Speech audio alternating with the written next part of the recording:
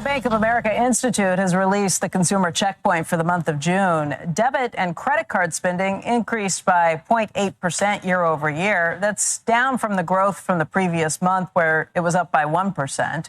Joining us right now to break it all down is Liz Everett-Chrisberg. She's the head of Bank of America Institute. Liz, what is this telling us? Well, I think the headline number was up, but really what I was paying attention to in the data this month is the seasonally adjusted SAR number, which was down 0.9. That's the first time we've seen consumer spending actually contract in over a year. So there is a bit of a change here. Now, when we dig into the details and I look at the composition of that spending, and when I also look at wage growth, which actually accelerated again, I'm a little less concerned. But that pullback in spending was driven by a couple of factors. Well, but before we do, this has been a long time coming. People keep saying, oh, the recession is coming, the recession is coming, the recession is coming. Your data has said, no, we don't see any sign of it. We have been saying, well, what we've seen in the data is that spending continued to accelerate. But this month, for the first time, we saw it pull back. Again, looking at it on a seasonally adjusted SAR basis.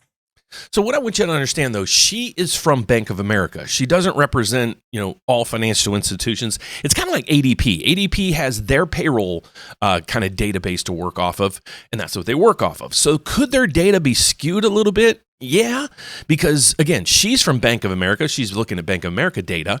And when we get a lot of ADP payroll numbers, they're just the ADP data. Where the federal government, it's surveys, but it's a broader range of clientele out there. But here's what she's going to go over. Consumer spending slowed. Is it something to be scary about? Well, airlines, if you go to the airport, it is crazy busy there.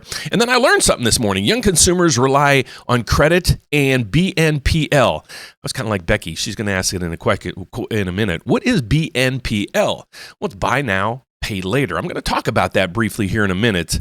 But let's finish this interview so you can understand the strength of the consumer at this time. But again, going into what was driving that